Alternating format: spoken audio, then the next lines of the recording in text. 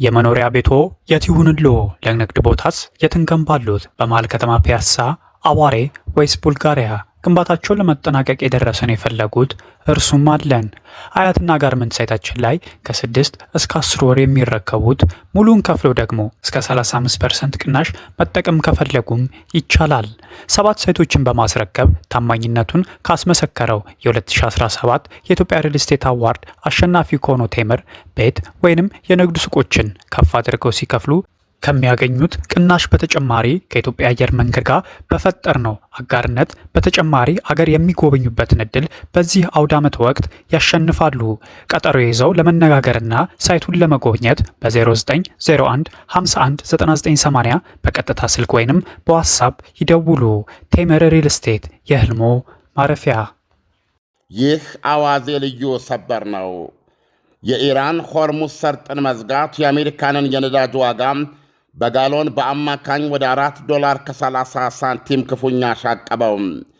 በ6 ሳምንታቱ ጦርነት ወቅት የአሜሪካ የነዳጅ ገበያና የእሱ ቀጥተኛ ውጤት የሆነው የኑሮ ውድነት በዚህ መጠን ሽቅብ ሲወጣ ያሁኑ የመጀመሪያው ነው። የዚህ የኑሮ ሰዓት መሆን መንስኤ ደግሞ ትራምፕ በኢራን የጦር ጉዳተኛ ኢኮኖሚ ላይ እንደ ዘንዶ የተጠመጠመ የባህር ከበባና ዕቀባቸውን ለማጽናት ቁርጠኛነታቸውን ከገለጹና ኢራንም እንደዚያማ ከሆነ እኔም በሆርሙዝ ሰርጥ በኩል አልፋለሁ የሚል ማንኛውንም መርከብ ሁሉ ማነቦጬን እቀጥላለሁ ብላ መዛቷን ተከትሎ ነው። የኢራኑ አይሰሜ አይታይ መንፈሳዊ መሪ ሞጅታባ ካሜኒ በስማቸው በወጣ አዲስ መግለጫቸው ደግሞ ባዕዳን ወራሪዎች መስረጊያቸው የባሕረ ሰላጤው ደለል ነው ብለዋል። የልብ ቀዶ ጥገና ሐኪሙ ፕሬዚደንት ማሱድ ፔጀሽኪያን በበኩላቸው የኢራንን ወደቦች የማደናቀፍ ሙከራ ለክሽፈት እየተዳረገ ነው ሲሉ ቁርጠኛነታቸውን ገልጸዋል። የአሜሪካና የኢራን ሆርሙዝ ሰርጥ ላይ መቋለፍ በዓለም ዜጋ እራት ላይ ሚጥሚጣ ሲነሰንስ፣ በሊባኖስ ደግሞ በተለይ የእስራኤል መከላከያና የኢራን ተቀጽላ ሄዝቦላ ፍልሚያ ደቡባዊ ሊባኖስን ወደ ትቢያ እየለወጠና ዜጎቿም ዓለም ሁሉ ረስቶን ለጣፈንታችን ትቶናል የሚል ባዶነት እንዲሰማቸው ማድረጉ ተሰማ። በሊባኖስ አንድ የእርዳታ ሠራተኛ ለሲኤንኤን ሲናገር የእስራኤል ጦር የሄዝቦላ ተዋጊዎችን የውጊያ አቅሞቻቸውንና መሠረተ ልማታቸውን ፍለጋ የከፈተው ሌላ ኃያል በላ በዛሬው ዕለት የሊባኖስን ማኅበረሰብ በፍርሃት የመጨምደንና የሕይወት ስጋት ውስጥ ከቶታል። እስራኤል ከሄዝቦላ ጋር ውረድ እንውረድ ፍልሚያ የገባችው የፌብርዋሪ 28 በኢትዮጵያ የካቲት 21 ብሊስክሬግ የእስራኤል አሜሪካ ጣምራ ጥቃትን ተከትሎም የኢራን እስላማዊ አብዮት የረጅም ጊዜ ገጽና ድምፅ መንፈሳዊ መሪ አያቶላ አሊ ካሜኒ መገደላቸውን ኢራን ማረጋገጧን ተከትሎም የካቲት 23 ቀን ወይም ማርች 2 በቁጣና በሐዘን የጦፈው ሄዝቦላ የመንፈሳዊ መሪውን ሞት ለመበቀል ሩምታ መክፈት ከጀመረ በኋላ ነው። ከዚህን ጊዜ የጀመረ በሁለቱ ወገኖች የቀጠለው ፍልሚያ ሊባኖስ ውስጥ እስካሁን ቢያንስ ለ2586 ዜጎች መገደል ምክንያት ሆነዋል። 8020 ደግሞ ቆስለዋል። የሄዝቦላ መናኸሪያ የሆኑ አያሌ የደቡብ ሊባኖስ መንደሮች ሙሉ በሙሉ በራይተዋል። የሊባኖስ ባለሥልጣኖች እንደሚሉት ዛሬም በእስራኤል ጥቃት 9 ሰዎች ተገድለዋል። ይህ በእንዲህ እንዳለ ግን ሄዝቦላ ዋናው የጥቃት መሣሪያውን ከሮኬት ይልቅ ወደ ተነጣጠረ የሰው አልባ ጥቃት በማዞር የእስራኤል ወታደሮች ሽብር መፍጠር ላይ ማተኮሩ ተሰማ። ለምሳሌ የእስራኤል ጦር አሁን እንደገለጸው የሄዝቦላ አጥፍቶ ጠፊ ፈንጂ ታጣቂ ሰው አልባ ሰሜናዊ እስራኤል ውስጥ አንድ ወታደራዊ ተሽከርካሪ ላይ ወድቀው 12 የእስራኤል ወታደሮችን አቁስሏል። የእስራኤል መከላከያ በሰጠው ዝርዝር ከ9 ወታደሮች መካከል 2ቱ መካከለኛ ቁስለት ሲደርስባቸው፣ ቀሪዎቹ በመልካም ሁኔታ ላይ ይገኛሉ። ይሁንና የሄዝቦላ ሰው አልባ የመታት ብረት ለበስ ተሽከርካሪ በሳት ተያይዛለች። በአካባቢው የነበሩ የመድፍ ቅንቡላዎችም እንደዚሁ ፈነዳድተዋል ብለዋል። የእስራኤል ጦር የሄዝቦላ ሰው አልባ በኤሌክትሮኒክስና ለማዞሪያ ወጀብ ሊጠቃ የማይችል ፋይበር ኦፕቲክ መሆን አለመሆኑን እየመረመረ መሆኑን አስታውቋል።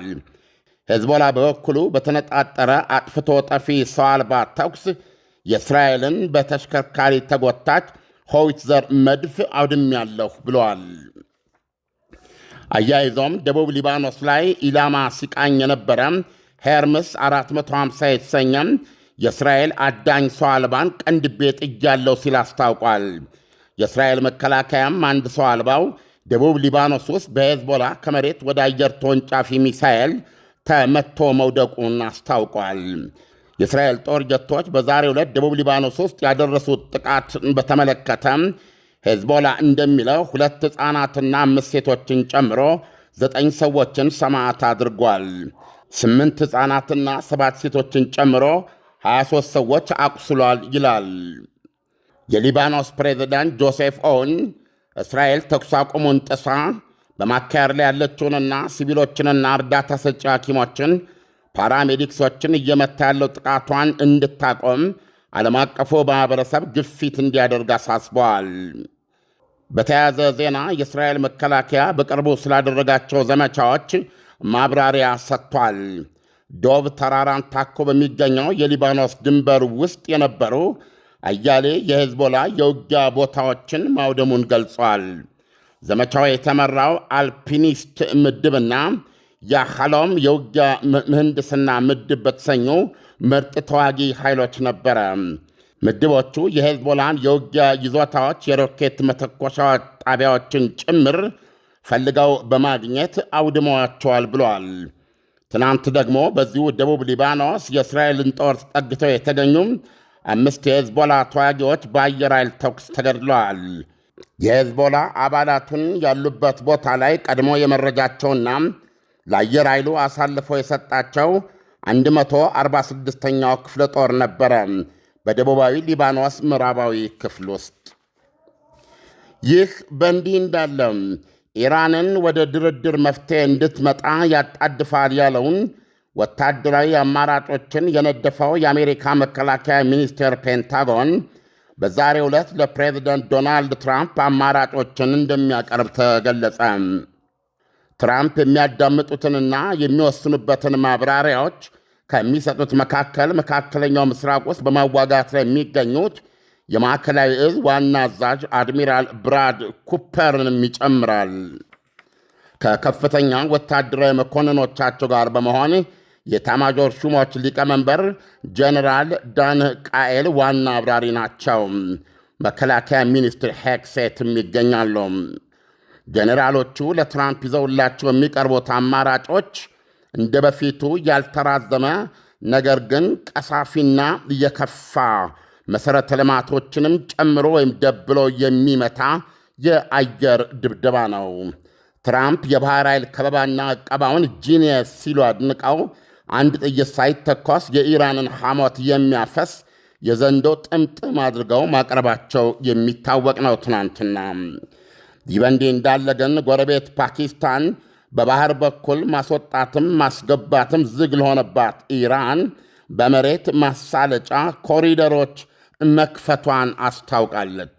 መተላለፊያዎቹ ኢራን ከሦስተኛ ጋር የምትሸምታቸውን ሸቀጦች በፓኪስታን በኩል አድርጋ በመኪና ኢራን እንዲገቡ የሚያስችላት ነው።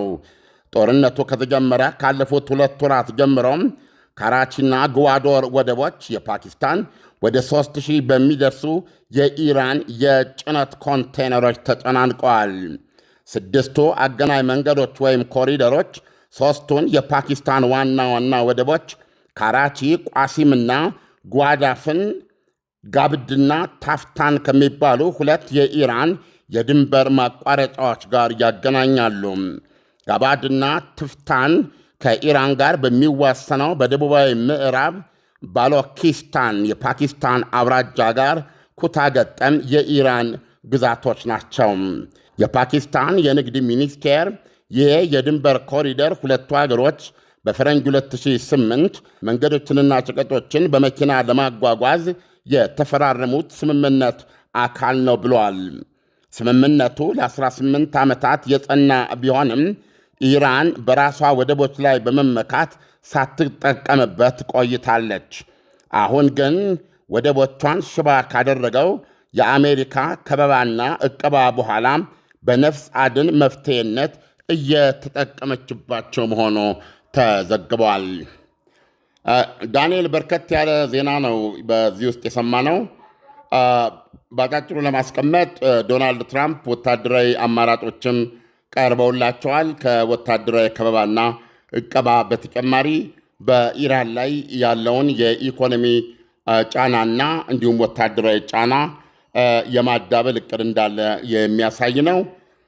በዚህ ደግሞ በፓኪስታን በኩል ያለው የመሬት መገናኛ ኮሪደር ደግሞ እውነቱን ለመናገር አሁን ኢራን ካለችበት ሁኔታ አንጻር በነፍስ አድንነት የራሱን ሚና ሊወጣ የሚችል ነው። የመኖሪያ ቤቶ የት ይሁንልዎ? ለንግድ ቦታስ የት እንገንባሎት? በመሃል ከተማ ፒያሳ፣ አዋሬ ወይስ ቡልጋሪያ ግንባታቸውን ለመጠናቀቅ የደረሰን የፈለጉት? እርሱም አለን። አያትና ጋርመንት ሳይታችን ላይ ከ6 እስከ 10 ወር የሚረከቡት፣ ሙሉን ከፍለው ደግሞ እስከ 35% ቅናሽ መጠቀም ከፈለጉም ይቻላል። 7 ሳይቶችን በማስረከብ ታማኝነቱን ካስመሰከረው የ2017 የኢትዮጵያ ሪል ስቴት አዋርድ አሸናፊ ከሆነው ቴምር ቤት ወይንም የንግድ ሱቆችን ከፍ አድርገው ሲከፍሉ ከሚያገኙት ቅናሽ በተጨማሪ ከኢትዮጵያ አየር መንገድ ጋር በፈጠርነው አጋርነት በተጨማሪ አገር የሚጎበኙበትን እድል በዚህ አውደ ዓመት ወቅት ያሸንፋሉ። ቀጠሮ ይዘው ለመነጋገርና ሳይቱን ለመጎብኘት በ0901 51 9980 በቀጥታ ስልክ ወይንም በዋትስአፕ ይደውሉ። ቴምር ሪል ስቴት የህልሞ ማረፊያ። ዓለም የሆርሙዝ ሰርጥ የመዘጋት ጉዳይ ኢራንም ሆነች አሜሪካ በቶሎ በድርድር የማይቋጩት ከሆነ የነዳጅ ዋጋ ጭማሪው ጣራ ቀዶ ከመውጣትም በላይ የሆነ ስለሚሄድ አንዳንድ ሀገራት ለምሳሌ እንደ ራሽያ እና ቻይና ያሉ ሀገራት ማለት ነው ጦርነቱ ውስጥ እንዲገቡ ሊያስገድድ አይችልም ወይ? ይሄ ለጊዜው አይታይም ብሎ ማለፍ ይቻላል። ነገር ግን የሆርሙዝ ሰርጥ መከፈትና አለመከፈት ጥያቄ የኢራን ይህን ጦርነት ከኢራንና ከአሜሪካ ማን አሸነፍ የሚለውን የሚወስን ስለሆነ ኢራን ይሄንን ጣጣ እየፈጠረ ያለውን ሆርሙዝ ሰርጥን ለመክፈት ዋጋ ትፈልጋለች። በድርድሩ ላይ አሜሪካ እንድትቀበላት የምትፈልጋቸው ጥያቄዎች አሏት። አለበለዛ በቀላሉ ይህንን ነገር ከከፈተችና የዓለም አቀፍ ዝውውር ከቀጠለ መያዣ ወይም ደግሞ ማስገደጃ አቅም የላትም ማለት ነው ለኢራን። በሌላ በኩል ደግሞ ዶናልድ ትራምፕ ይህ መተላለፊያ ተዘግቶ እስከ ቆየ ድረስ አሁን እንዳየው የኑሮ ውድነት አለ። ከዛ ጋር ተያይዞ የዚህ የህዳሩ የአጋማሽ ጊዜ ምርጫ አለ። በአሜሪካ ምክር ቤት ኮንግረስ ውስጥና ሴኔት ውስጥ ሪፐብሊካን ፓርቲ የነበረውን የበላይነት ሊያሳጣ ይችላል። ይሄ ከሆነ ደግሞ ዶናልድ ትራምፕ በታሪክ ለሶስተኛ ጊዜ የመከሰስና ምናልባትም ስልጣኑን ፖለቲካዊ በሆነ መንገድ በሴኔት የመገፈፍ ዕድል ሊያጋጥማቸው እንደሚችል ራሳቸው ያስጠነቅቁበት አጋጣሚ አለ። ስለዚህ የሆርሙዝ ሰርጥ ጉዳይ ኢራኖችንም ብዙ መከራ ጥርሳቸውን ነክሰው እንዲቋቋሙ ህመማቸውን እንዲችሉ ዶናልድ ትራምፕንም እንደዚሁ የፈላ ዘይት ላይ እንዲቆሙ ያደረገ አስጨናቂ በጣም ቁልፍ የሆነ ይዞታ ነው። ስለዚህ ኢራኖች እሱን ከለቀቁ ምንም መያዣ የላቸውም። አሜሪካኖች ደግሞ በአጠቃላይ የዓለምን ኢኮኖሚ በዚህ ደረጃ አንቆ ከፍተኛ ማጥ ውስጥ እየከተተ ያለውን ችግር ለመፍታት ይህንን ማስከፈት አለባቸው እና በዚህ ደረጃ ነው የሚታየው የሁለቱም ወታደራዊ ስትራቴጂ እዚህ በር ላይ ያተኮረ ነው። ሆርሙዝ ሰርጥ ላይ ያተኮረ። ለምሳሌ አሁን ይሄ ሆርሙዝ ሰርጥ ይከፈት ቢባል ኢራን ይከፈታል ስትል የአሜሪካ ውጭ ጉዳይ ሚኒስትር ያሉትን ነው የምደግመው፣ ሩቢዮ በእሷ ቁጥጥር ስር የሆነ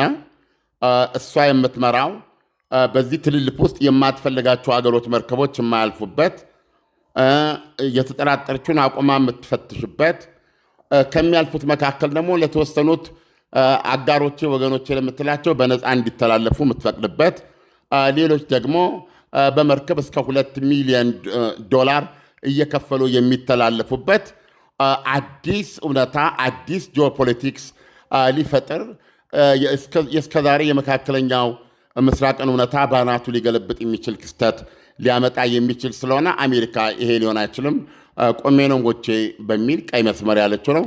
ኢራኖች ደግሞ ይሄንን በጦርነቱ መሃል ያገኘ ነው ያወቅ ነው ዲስካቨር ያደረግ ነው ጂኦግራፊ የሰጠን ኒውክሊየር ቦምባችን ነው እና ይሄንን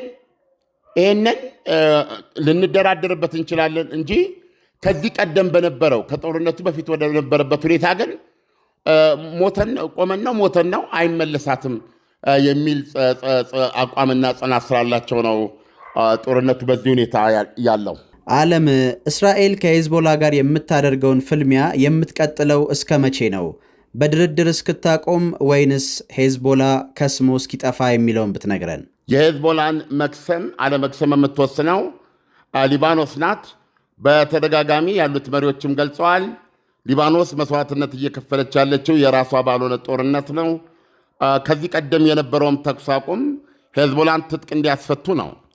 ነገር ግን የሊባኖስ መንግስት ሄዝቦላን በውጊያም ሆነ በማንኛውም መንገድ ትጥቅ ለማስፈታት እና ለማክሰም እንደማይችል ሁኔታዎች በግልጽ ነው የሚያሳዩት። አሁን በሊባኖስ ውስጥ ለምሳሌ ተኩስ አቁም አለ። ተኩስ አቁሙ ሊፈጸም ያልቻለው ተኩስ አቁሙ ለእስራኤል ምን አይነት እድል ይሰጣል?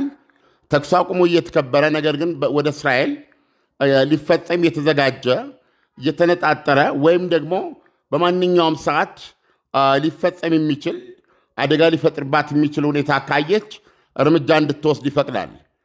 ስለዚህ በዚህ ውስጥ የሚደረግ ቁርቋስ ሆነ አሁን በሁለቱ መካከል ያለውና ሄዝቦላም ዶናልድ ትራምፕ ዋይት ሃውስ ውስጥ አደራድረው የአሜሪካና የእስራኤል አምባሳደሮችን የ10 ቀኑን ተኩስ አቁም እንደገና በ3 ሳምንት ባራዘሙበት ጊዜ ሄዝቦላ የሰጠው መግለጫ ዋጋ የለውም የሚል ነው ተኩስ አቁሙን።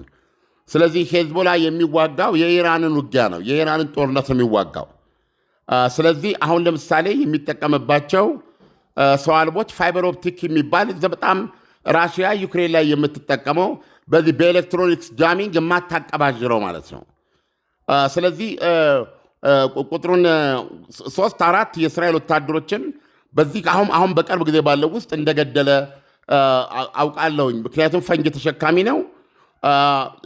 አሁንም ለምሳሌ ዛሬ የእስራኤል ወታደራዊ ተሽከርካሪ ላይ መቶ መውደቅ የቻለው። ስለዚህ ሄዝቦላ በቀጥታ ከኢራን ጋር በመቀናጀት በእኩል ጊዜ እሱ በሰሜን በኩል እስራኤል ደግሞ ማዕከላዊ እስራኤልና ወደ ደቡብ እስራኤል እንዲሁም አንዳንዴ ደርበው ሰሜን እስራኤልን በጋራ የሚመቱበት ሁኔታ ነበረ። ስለዚህ የሄዝቦላ ጉዳይ መፍትሄ የሚያገኘው ሄዝቦላ የእውነት ተኩስ የሚያቆመው ወይም እንደ ሰራዊት ሊበተን የሚችለው ከኢራን ብቻ ነው፣ ከኢራን በኩል ብቻ ነው። ይሄም ደግሞ ሊሆን አይችልም። ምክንያቱም ኢራን በኒውክሌር ጉዳዩም ላይ ከአሜሪካ ጋር ለመደራደር ይሄው ፈቃደኛ ሳትሆን እቀባው ካልተነሳ በኋላ ወደ ድርድር አልሄድም ብላለች። በድርድሩም ጊዜ አሜሪካ ያቀረበችውን አልተቀበለችውም፣ ፈርሷል። ስለዚህ ሄዝቦላ ማለት የኢራን ሺዓዊ ተራዳ ኃይል ነው፣ ዋና ኃይል ነው። እሱ እንደዚህ ሀብቲዎች በኢራቅ ያሉ ደጋፊ ኢራን ሚሊሻዎችና ብሎም ወደፊት በሶሪያ ውስጥ የኢራን እንደዚህ አይነቱ እንቅስቃሴ የማይቆም መሆኑን ኢራን አስገንዝባለች። በተናጠልም እንወሰዳድ አይደለንም፣ አንድ ወጥነን ብላለች። ስለዚህ ሄዝቦላ ተኩስ ሊያቆም የሚችለው ወይም ሄዝቦላ ሊከስም የሚችለው ከኢራን በኩል ነው። አለበለዚያ ደግሞ እስራኤል መላ ሊባኖስን ወግታ ብዙ 100,000 ጦር አድርጋ እስከ መጨረሻው በረዥም ጊዜ ጦርነት ብቻ ነው ሊሆን የሚችለው እንጂ የሊባኖስ መንግስት እስካሁን ባሉት ሁኔታዎች በአሽሙር ሄዝቦላን ከመሳደብ ውጭ ምንም አቅም አላገኝም። ስለዚህ ሊባኖስ ይህንን መስዋዕትነት የምትከፍለው በማያገባት በማይመለከታት ጦርነት ነው። ዓለም ለሰጠን ትንታኔ በጣም አመሰግናለሁ። መልካም ምሽት ይሁንልህ። መልካም ምሽት። የመኖሪያ ቤቶ የት ይሁንልዎ? ለንግድ ቦታስ የት እንገንባሎት? በመሃል ከተማ ፒያሳ፣ አዋሬ ወይስ ቡልጋሪያ? ግንባታቸውን ለመጠናቀቅ የደረሰን የፈለጉት እርሱም አለን። አያትና ጋርመንት ሳይታችን ላይ ከ6 እስከ 10 ወር የሚረከቡት ሙሉን ከፍለው ደግሞ እስከ 35% ቅናሽ መጠቀም ከፈለጉም ይቻላል። 7 ሳይቶችን በማስረከብ ታማኝነቱን ካስመሰከረው የ2017 የኢትዮጵያ ሪል ስቴት አዋርድ አሸናፊ ከሆነው ቴምር ቤት ወይንም የንግድ ሱቆችን ከፍ አድርገው ሲከፍሉ ከሚያገኙት ቅናሽ በተጨማሪ ከኢትዮጵያ አየር መንገድ ጋር በፈጠርነው አጋርነት በተጨማሪ አገር የሚጎበኙበትን እድል በዚህ አውደ ዓመት ወቅት ያሸንፋሉ። ቀጠሮ ይዘው ለመነጋገርና ሳይቱን ለመጎብኘት በ0901 51 9980 በቀጥታ ስልክ ወይንም በዋትስአፕ ይደውሉ። ቴምር ሪል ስቴት የህልሞ ማረፊያ።